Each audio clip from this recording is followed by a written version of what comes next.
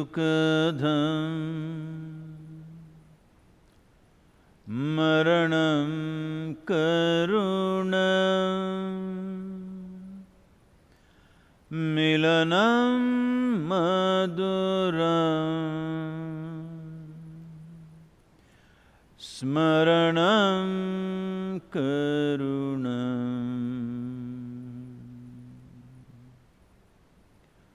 कालवशादिह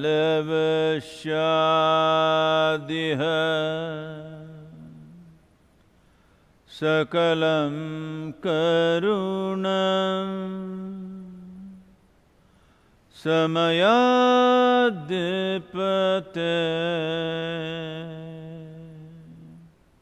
अखिलं करुणम्।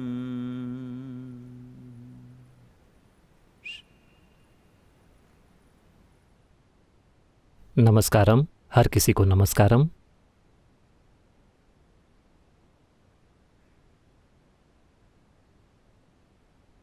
तो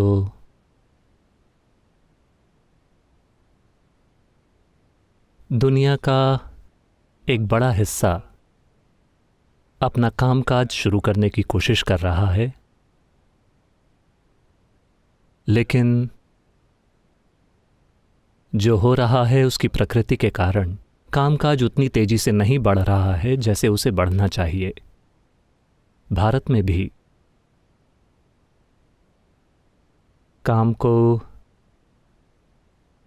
कामकाज को वापस शुरू करने के लिए कई और चीज़ों को होना होगा। इसमें कुछ महीने लगेंगे, लेकिन जैसे जैसे ये हो रहा है, जैसे जैसे इंसान ये विश्वास करने की कोशिश कर रहे हैं कि चीज़ें सामान्य हो रही हैं, दुनिया में कोरोना के मामलों की संख्या, दुनिया में पॉजिटिव केस 70 लाख को पार कर गए हैं। मौतों की ऑफिशियल संख्या 4 लाख पार कर गई है। मुझे यकीन है कि ये इससे कहीं ज़्यादा है।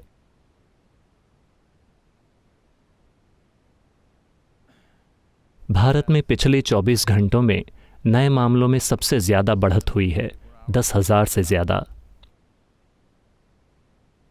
हालांकि इसका सकारात्मक पहलू ये है कि ये कुछ ही शहरों में सीमित है, तो इसे काबू में रखना आसान है, बजाय इसके कि ये पूरे देश में फैला होता। अमेरिका ने मेरे ख्याल से 15 लाख का आंकड़ा पार कर लिया है। क्या मैं सही हूं? वहां मामलों की संख्या 15 लाख से ज़्यादा हो चुकी है। 1,12,000 से ज़्यादा मौतें हो चुकी हैं। इसके अलावा रंग भेद की दुर्भाग्यपूर्ण और स्थायी समस्या और उसकी प्रतिक्रियाएं भी ऐसे एक समय में उस देश को नुकसान पहुंचा रही हैं। रंग, संप्रदाय और जाति के आधार पर काफी अत्याचार किया गया है, काफी खून बहा है, कई सारी जानें ली गई हैं, लेकिन समस्या अभी भी कायम है। मोटे तौर पर कानून की दृष्टि से दुनिया निष्पक्ष बन गई है। मोटे तौर पर अभी भी कुछ देश हैं जो धार्मिक गणतंत्र हैं, जहां कानून के अनुसार भेदभाव होता है, लेकिन ज़्यादातर देश कानून या अपने संविधान के संदर्भ में परिपक्व हो गए हैं। लेकिन कई इंसान, दुर्भाग्य से ऐसे लोगों की संख्या बहुत ज़्यादा है, वे विकसित होने से इनकार कर रहे हैं और वे उन्हीं पूर्वाग्रहों को, उसी भेदभाव को और उसी चुनिंदा क्रूरता को जारी रख रहे हैं, या तो रंग के आधार पर, या संप्रदाय या जाति के आधार पर। निष्पक्ष कानूनों के लिए लड़ना एक पूरी तरह से अलग प्रक्रिया है, लेकिन व्यक्तिगत इंसानों को रूपांतरित करना एक बिल्कुल ही अलग प्रक्रिया है। आपको समझना होगा कि भारत के स्वतंत्रता आंदोलन तक आपको पता होना चाहिए कि तब तक इस देश में रंग भेद की एक असरदार प्रक्रिया लागू थी। और फिर अमेरिका का नागरिक अधिकार आंदोलन, उन्होंने एक अलग तरीके से लड़ाई लड़ी, क्योंकि वे लड़ रहे थे अन्याय भरे कानूनों के खिलाफ। अब कानूनों को ठीक कर दिया गया है, लेकिन इंसान के दिल और दिमाग से अन्याय नहीं निकला है। इसे सड़कों पर लड़कर ठीक नहीं किया जा सकता। ये कहीं ज्यादा मुश्किल काम है। ये मानव चेतना को ऊपर उठाने के बारे में है। ये इंसानों को रूपांतरित करके उन्हें हर जीवन के प्रति अधिक जागरूक और संवेदनशील बनाने के बारे में है। हमें ये समझना होगा, मैं सूअरों के साथ निर्दयी हूं, लेकिन मैं लोगों के साथ अच्छा हूं, यह काम नहीं करने वाला। क्योंकि जब आपके दिल में चुनिंदा निर्दयता होती है, तो एक दिन आप किसी इंसान को सूअर कहकर उसके साथ भी वही चीजें करेंगे। वो दूर नहीं है। तो ये बहुत महत्वपूर्ण है कि मानव चेतना को विकसित होना होगा, मानव चेतना को ऊपर उठना होगा और हर जीवन के प्रति संवेदनशीलता होनी चाहिए। वैसे मैंने सूअरों का उदाहरण चुना क्योंकि अभी अभी हर जगह ऐसे वीडियो सर्कुलेट हो रहे हैं, क्योंकि अमेरिका में मांस का बाजार मंदा चल रहा है। किसी फार्म में जो एक सूअरों का उद्योग है, चूंकि उन्हें बेचा नहीं जा सकता, लेकिन कितने दिनों तक उनको खाना खिलाते रहें, तो उन्होंने कुछ 100 या 1000 सूअरों को मारना तय किया। देखने में वो सैकड़ों सूअर लगे। उन्होंने उन्हें गर्म भाप से मारना तय किया। 140 डिग्री पर गर्म भाप निकल रही है और सूअर चीख रहे हैं। वहां भाप को भरने में और उन्हें मरने में काफी समय लगता है। और फिर भाप को निकालने के बाद कुछ सूअर अभी भी नहीं मरे हैं, तो एक आदमी बंदूक लेकर एक एक करके उन सभी को गोली मार रहा है जो अभी तक मरे नहीं हैं। जब हम एक प्राणी के साथ ऐसा कर सकते हैं, तो हम दूसरे प्राणी के साथ भी ऐसा कर सकते हैं। और स्वाभाविक रूप से हम ऐसा उन इंसानों के साथ भी करने लगेंगे जिन्हें हम पसंद नहीं करते, कारण चाहे जो भी हो, चाहे वो उनका रंग हो या जाति हो या संप्रदाय हो, हम उन्हें पसंद नहीं करते और हम वही चीजें करेंगे। तो संवेदनशीलता जीवन के प्रति ही होनी चाहिए, इस इंसान या उस इंसान या एक खास समस्या के प्रति नहीं। भारत में पिछले कुछ दिनों से ये चल रहा है। एक हथिनी, एक गर्भवती हथिनी की हत्या हो गई उस अन्नानास से जो पटाखों से भरा था या किसी विस्फोटक पदार्थ से। पोटेशियम नाइट्रेट वो एक विस्फोटक है, वो असल में पटाखा नहीं है। वैसे उसका निशाना हाथी नहीं था। अभी ये हाथी के साथ हुआ तो पूरे देश की चेतना को चोट पहुंची और इसके खिलाफ एक पूरा आंदोलन सोशल मीडिया पर चल रहा है। लेकिन हमें समझना होगा कि इसका निशाना जंगली सूअरों पर था, क्योंकि कुछ समुदाय सूअरों से बहुत ज्यादा नफरत करते हैं। वो नहीं चाहते कि सूअर उनकी जमीन में, उनके खेतों में, उनके घर के आसपास आएं, तो वो ये चीजें लगा देते हैं। और दुर्भाग्य से इस हथिनी ने उसे उठाकर अपने मुंह में डाला और वो फट गया। और वो हथिनी मरने से पहले मेरे ख्याल से लगभग 2 हफ्तों तक तड़पती रही। मुंह से खून बहने के कारण वो भूखी रही और मर गई। वो आकर एक तालाब में खड़ी हो गई अपने मुंह को पानी से ठंडा करने के लिए, और वहीं खड़े खड़े मर गई। तो उसे देखकर हर कोई विचलित हो गया है। यही हमारी समस्या है कि हम एक निर्दयता से विचलित होते हैं, हम दूसरी से विचलित नहीं होते। अगर ये मेरे साथ होता है तो ये निर्दयता है, अगर ये आपके साथ होता है तो ये निर्दयता नहीं है। ये वही बात है। अगर ये इस प्राणी के साथ होता है तो ये निर्दयता है, अगर ये उसके साथ होता है जिसे मैं पसंद करता हूं, तभी ये एक समस्या है। तो यही सब जातिवाद है, यही सब धार्मिक पक्षपात है, यही जाति भेद है कि अगर ये मेरे साथ होता है तो ये तकलीफ देता है, या अगर ये उसके साथ होता है जो मेरा है तो ये तकलीफ देता है, अगर ये उनके साथ होता है तो ये तकलीफ नहीं देता। तो ये बस कानूनों को बदलने से खत्म नहीं होने वाला। ये इंसानों को विकसित करने के बारे में है, एक उच्च स्तर की चेतना तक, एक अधिक समावेशी अस्तित्व तक, एक अधिक संवेदनशील जीवन बनने तक। दुर्भाग्य से एक ऐसे समय में ये हो रहा है जब एक वायरस मौजूद है और लोग मर रहे हैं। अमेरिका में सबसे ज्यादा मौतें हुई हैं। दुर्भाग्य से इस समय पर यह जातिवाद फट पड़ा है। वैसे ये हर समय हो रहा है। कोई भी व्यक्ति जिसकी त्वचा का रंग गहरा है वो पूरी तरह से बचा नहीं है। यहां तक कि मैं भी इससे बचा नहीं हूं। जब मैं अमेरिका जाता हूं तो यहां वहां चीजें होती हैं, लेकिन खासकर ये जॉर्ज फ्लॉयड केस बहुत ज्यादा कठोर था और उसे अनदेखा नहीं किया जा सकता। उसे बिल्कुल अनदेखा नहीं किया जा सकता, क्योंकि जिस तरह से ये हुआ। अभी एक और वीडियो सर्कुलेट हो रहा है जिसमें पुलिस एक काले आदमी के कुत्ते को गोली मार रही है। ऐसी कई सारी चीजें हैं।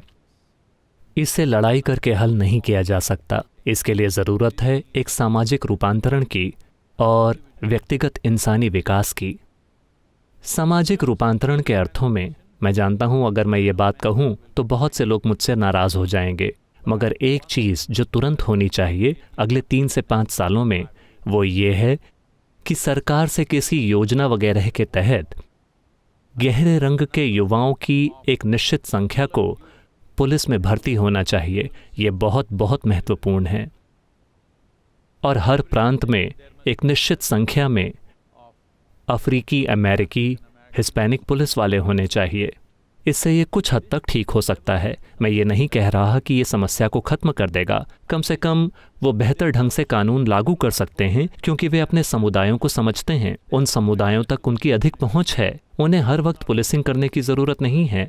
वो बातचीत कर सकते हैं और अपराध को भी बेहतर ढंग से संभाल सकते हैं, क्योंकि सारे अपराध सिर्फ हत्या के नहीं होते। सारे अपराध बैंक लूट वगैरह के नहीं होते। कई अपराध होते हैं जो बच्चों, युवाओं, औरतों के द्वारा तमाम मजबूरियों में किए जाते हैं। उन चीज़ों को आसानी से संभाला जा सकता है अगर कोई हो जो उनसे बात कर सके, न कि कोई ऐसा जिसका एक हाथ हमेशा अपनी बंदूक पर रहता है। तो इस तरह कुछ सामाजिक परिस्थितियों को बदला जा सकता है, लेकिन मानव चेतनता को ऊपर उठाए बिना, हर इंसान को जीवन के प्रति अधिक संवेदनशील बनाए बिना, ये एक ऐसी चीज़ है जिस पर दुनिया के हर समाज को सोचना चाहिए। अगर हम मनुष्यों के खिलाफ क्रूरता को खत्म करना चाहते हैं, Cruelty against animals also need to go away. तो पशुओं के खिलाफ क्रूरता को भी खत्म करना होगा। मगर अभी मुझे लगता है कि हम पशुओं के साथ बहुत निर्दयता से पेश आ रहे हैं। ये दूसरे इंसानों के साथ भी वैसे ही बर्ताव में अभिव्यक्ति पाता है। ये करना बहुत आसान है। जब आप एक प्राणी के साथ ऐसा कर सकते हैं तो दूसरे के साथ ऐसा करना बहुत दूर नहीं है। मेरे ख्याल से इसे एक अधिक मूलभूत रूप में सुलझाए जाने की ज़रूरत है। और ये आंदोलन, आप कितने दिनों तक सड़कों पर विरोध प्रदर्शन करेंगे? शायद अगर अभी 12 दिन हो गए हैं, शायद आप इसे 20 दिनों तक करें, फिर यह ठंडा पड़ जाएगा। इसे ऐसे नहीं होना चाहिए। जब ऐसी कोई घटना नहीं होती तब भी साल के 365 दिन इसे कायम रखना चाहिए। सड़क पर नहीं, बल्कि हम जहां भी हैं, हम जिस भी पद पर हैं, समाज में हमारा जो भी स्थान है, वहां हमारी जो भी जिम्मेदारियां हैं, वहां इसे कायम रखना चाहिए। इसे बदलने का यही एकमात्र तरीका है। सिर्फ कुछ बार विरोध प्रदर्शन करना शायद कारगर ना हो, लेकिन अभी समझा जा सकता है कि लोग गुस्से में हैं। जब लोग गुस्से में होते हैं तो वे हमेशा समझदारी की चीज़ें नहीं करते। ये समझना बहुत बहुत महत्वपूर्ण है कि अब ये एक आदमी की जान के बारे में नहीं है। एक इतिहास रहा है। लोगों के ऊपर कई 100 सालों तक बहुत ज़्यादा अत्याचार किया गया है। तो ये सुधार रातों रात नहीं हो सकता। अगर हम एक पीढ़ी के रूप में अपना समय पूरा होने से पहले इसे संभव करने के लिए प्रतिबद्ध हैं, तो हम इस दुनिया को काफ़ी कम पक्षपात के साथ छोड़कर जा सकते हैं। ऐसा करना बिल्कुल संभव है।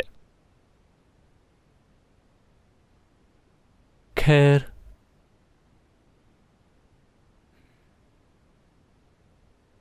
कई सारी हर तरह की पूछताछ और कमेंट्स और हर चीज़ होती रही है इस सद्गुरु एक्सक्लूसिव की घोषणा के बारे में, जिसके कुछ बैनर सोशल मीडिया में डाले गए थे। इसका विचार इसलिए आया क्योंकि पिछले 6-7 सालों में, या शायद उससे थोड़ा अधिक, मेरी स्थिति कुछ ऐसी बन गई है। मैं जहाँ भी जाता हूँ वहाँ बहुत ज़्यादा संख्या में लोग होते हैं, चाहे ये दर्शन हो या सत्संग हो। लगभग सब कुछ वेबकास्ट होता है, वो टेलीविज़न पर होता है। जब मैं किसी जगह पर आकर एक खास तरह से बैठता हूँ तो लोगों का फट पड़ना स्वाभाविक है। कुछ चिल्लाएंगे, कुछ लोटेंगे, कुछ पागल हो जाएंगे, वरना मेरा क्या उपयोग है? मैं कोई विद्वान नहीं हूं, मैं आपको कोई वेद या ग्रंथ या कुछ और नहीं पढ़ाने वाला। मैं एक भी चीज़ नहीं जानता, ठीक है? मैं जो हूं उसका महत्व ये है कि अगर मैं आकर यहाँ बैठता हूं तो आपके अंदर कुछ थरथराना चाहिए, वरना क्या फ़ायदा है?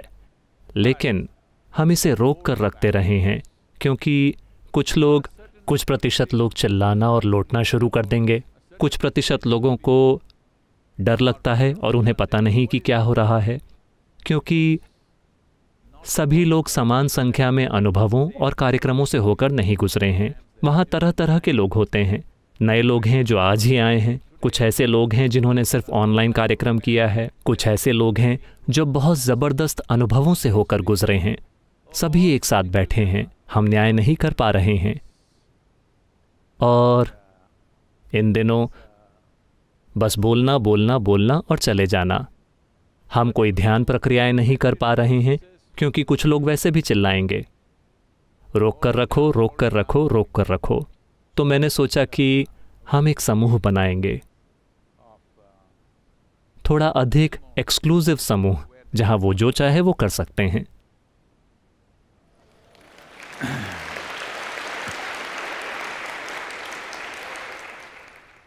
और साथ ही कही गई हर चीज़, दैनिक संदेश, हर दिन जो मिस्टिक कोट रिलीज होती है या कोई कविता जो रिलीज होती है, हर तरह के लोग ट्विटर में, इंस्टाग्राम में, हर तरह के मंदबुद्धि लोग उसके बारे में कमेंट्स कर रहे हैं, एक भी चीज़ समझे बिना। उदाहरण के लिए, अभी यह कविता जीवन, जो मेरे ख्याल से कुछ दिनों पहले रिलीज हुई थी, आपने इसे देखा है? तो ये जीवन के खास पहलू के बारे में बात कर रही है। मगर अब मुझे अमेरिका से कमेंट्स मिलते हैं, इस तरह के समय में सद्गुरु को ऐसी कविता नहीं लिखनी चाहिए। हम सड़क पर विरोध प्रदर्शन कर रहे हैं, लोग कोरोना से मर रहे हैं। अब सद्गुरु कहते हैं सबसे बेचैन लोग इतनी अच्छी तरह आराम करते हैं जब उनसे जीवन निकाल लिया जाता है, मानो एकमात्र अभिशाप जीवन था। ये किस बारे में बात कर रही है और आप किस बारे में बात कर रहे हैं? मैं कह रहा हूं कि आप संबंध खोजने की कोशिश कर रहे हैं रहस्यवाद और आज के समाज में मौजूदा स्थितियों के बीच। तो सामाजिक रूप से ठीक होने की यह भूमिका निभाना, खैर मैं एक स्तर पर इसे निभाता रहूंगा, मगर समय आ रहा है कि ये बहुत महत्वपूर्ण है कि एक ऐसी जगह हो जहां बेरोक टोक अभिव्यक्ति हो सके, राजनीतिक चीज़ों, सामाजिक चीज़ों के बारे में नहीं। बस देखिए, भारतीय संस्कृति में दो पहलू हैं। उन्होंने दो चीज़ों को विभाजित किया, बोध के दो आयाम। एक को श्रुति कहते हैं, दूसरे को स्मृति कहते हैं। श्रुति का अर्थ है, श्रुति का वास्तव में अर्थ है एक बहुत परिष्कृत ध्वनि। तो ध्वनि केवल सुनी जा सकती है, ध्वनि लिखी नहीं जा सकती, ध्वनि समझी नहीं जा सकती, ध्वनि की व्याख्या नहीं की जा सकती, ध्वनि केवल सुनी जा सकती है। इसका सीधा सा मतलब है कि ये प्रत्यक्ष बोध है, ये दोष रहित है, ये जैसा है वैसा ही है। इससे कोई फर्क नहीं पड़ता कि पूरी दुनिया इससे सहमत है या इससे असहमत है, ये जैसा है ये वैसा ही है। ये आध्यात्मिक प्रक्रिया और रहस्यवाद का आयाम है, क्योंकि ये प्रत्यक्ष बोध है। ये कोई शास्त्र नहीं है, ये कोई धर्म नहीं है, ये कोई फिलॉसफी नहीं है, ये कोई नई विचारधारा नहीं है। ये सिर्फ वो है जिसका आपने अनुभव किया है। स्मृति एक प्रतिबिंब है। समय के दौरान जो एक व्यक्ति का प्रत्यक्ष बोध है, दूसरे लोग उसके बारे में सोचते हैं, उसे कई अलग अलग तरीकों से समझते हैं, उसे उस दिन के लिए सामाजिक रूप से प्रासंगिक बनाते हैं, वो विद्वानों का काम है। तो जब श्रुति और स्मृति में कोई भेद नहीं होता तो तालमेल चला जाएगा, ध्वनि की शुद्धता चली जाएगी। तो हमने सोचा कि हम सद्गुरु एक्सक्लूसिव करेंगे। लोग कमेंट कर रहे हैं सद्गुरु ने हमेशा इंक्लूसिव कहा, वो एक्सक्लूसिव कैसे कर सकते हैं?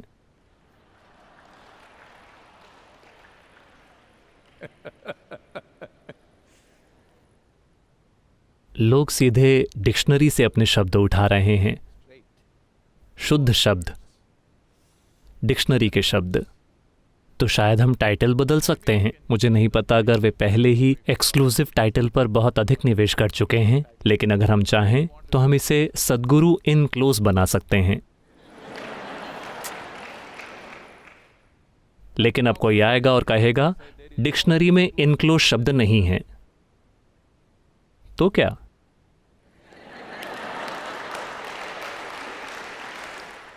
जब डिक्शनरी में वैसा कोई शब्द ही नहीं है तो आप इसके बारे में कमेंट्री नहीं कर सकते। ये मेरा शब्द है। एनक्लोज नहीं, इनक्लोज, IN क्लोज, इनक्लोज। वैसे ये मेरा शब्द नहीं है। मुझे लगता है अगर मैं सही हूँ, मुझे इसके बारे में यकीन नहीं है, क्योंकि जब मैं कॉलेज में था तब मैंने इसे पढ़ा था। बहुत पहले की बात है, जब मैं यूनिवर्सिटी में था। अगर मैं सही हूं तो एमिली डिकन्सन ने इस इनक्लोज शब्द का प्रयोग किया था। तो हम इनक्लोज शब्द का उपयोग कर सकते हैं, सद्गुरु इनक्लोज। अगर एक्सक्लूसिव आपको तकलीफ पहुंचा रहा है, और वैसे भी इस एक्सक्लूसिव या इनक्लोज में अगर मेरी कही हर बात को, अगर आप उसे आज की सामाजिक वास्तविकताओं से जोड़ते हैं तो आपको उसमें नहीं होना चाहिए। आपको उसमें नहीं होना चाहिए, क्योंकि ये स्मृति नहीं है, ये आपके सोचने समझने के लिए नहीं है, ये आपके पचाने के लिए है, खाने और पचाने के लिए है। खाना सिर्फ इसी तरीके से काम करता है। अभी बहुत सारे लोग हैं जो भोजन का विश्लेषण करते रहते हैं और वो हर समय बीमार रहते हैं, क्योंकि आपको खाना होगा और आपको पचाना होगा। वो सिर्फ इसी तरीके से काम करता है, जीवन इसी तरीके से काम करता है। लेकिन सामाजिक वास्तविकताएं अलग हैं।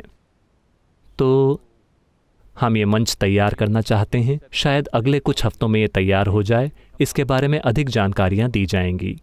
वे शायद इसकी एक छोटी सी कीमत तय करें ताकि उसकी लागत की भरपाई हो सके, लेकिन यह निश्चित रूप से हर किसी की पहुंच के भीतर होगा। लेकिन अगर कोई इतना भूखा है और लेकिन उन्होंने 3 दिन से कुछ नहीं खाया है, अगर उन्होंने 3 दिन से कुछ नहीं खाया है, सिर्फ तभी हम इसे उनके लिए भी मुफ्त कर देंगे। ठीक है? किसी में जानने की भूख इतनी ज़्यादा है कि उन्होंने इसके लिए पैसे दिए और इस भुगतान के कारण वो 3 दिनों तक खा नहीं सके। ये 3 दिनों के भोजन जितना नहीं है, केवल एक समय का भोजन। तो आपने एक समय का भोजन छोड़ दिया और सद्गुरु इनक्लोज के लिए रजिस्ट्रेशन कराया। कोई बात नहीं, ये आपके लिए अच्छा है। अगर आप भूखे हैं तो आप हमेशा चीज़ों को अच्छे से पचाते हैं। योग केंद्र में आप ये बात जानते हैं। तो ये कभी भी शुरू हो सकता है। लेकिन आप में से वो लोग जो, मैं नहीं जानता कि हम कितनी संख्या पर रुकना चाहते हैं, हमने अभी फैसला नहीं किया है, अभी भी चर्चा चल रही है। तो ये पहले आओ पहले पाओ के आधार पर होगा। अगर आप वहाँ होना चाहते हैं तो रजिस्टर कर लीजिए, बल्कि प्री रजिस्टर कर लीजिए। कुछ चीज़ें हैं जो, ठीक है, एक और पेंटिंग चलेगी।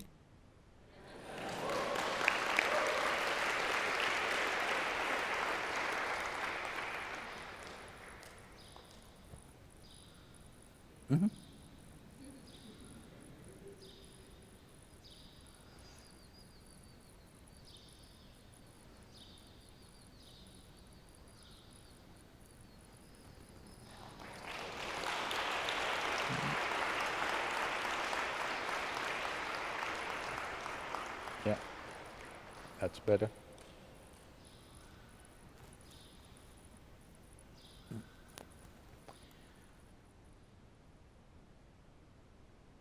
और इसलिए भी क्योंकि वायरस से जुड़ी हुई सेवाएं अभी भी चल रही हैं और ये और भी दूसरे पहलुओं में विस्तार कर रही हैं। ये केवल भोजन देने तक ही सीमित नहीं है, क्योंकि इस साल तमिलनाडु में ग्रामीण शिक्षा शुरू करना एक बड़ी चुनौती होने जा रही है। इस इरादे के साथ हम एक पेंटिंग नीलाम कर रहे हैं जिसे हमने भैरव कहा था, जिसे हमारे भैरव के सम्मान में बनाया गया था, जो दुर्भाग्य से आश्रम में इस वायरस का पहला शिकार था।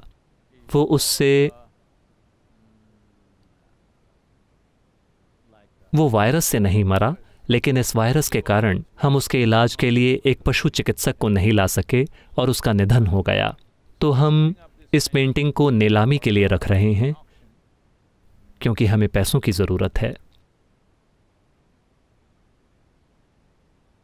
इसे बनाने में बैकग्राउंड में गाय का गोबर है, बाकी चारकोल है और हल्दी और चूने का थोड़ा इस्तेमाल भी किया गया है। तो यह पूरी तरह से एक बहुत ही ऑर्गेनिक पेंटिंग है, लेकिन ये ऐसी ही रहेगी। ये एक्रेलिक से बेहतर होगी, ये हमेशा के लिए रहेगी।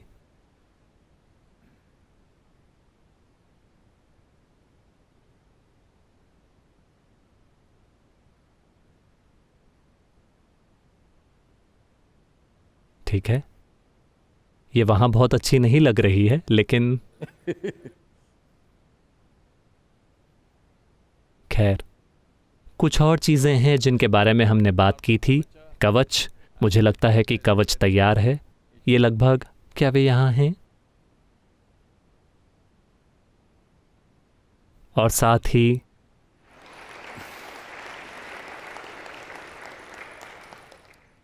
इसे भारतीय रस वैद्य के साथ बनाया गया है।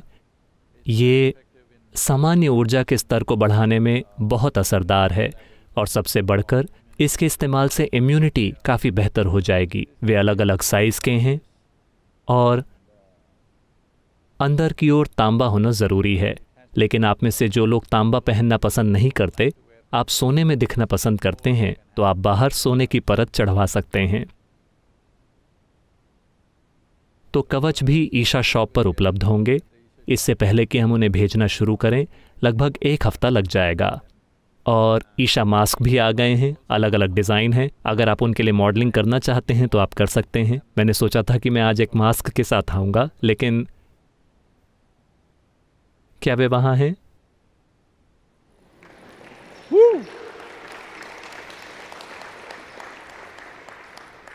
इस पर योग योग योगेश्वराय मंत्र लिखा है।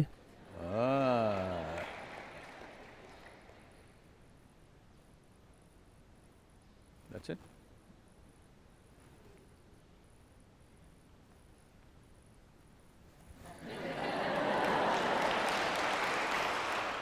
ये मेरा मास्क है।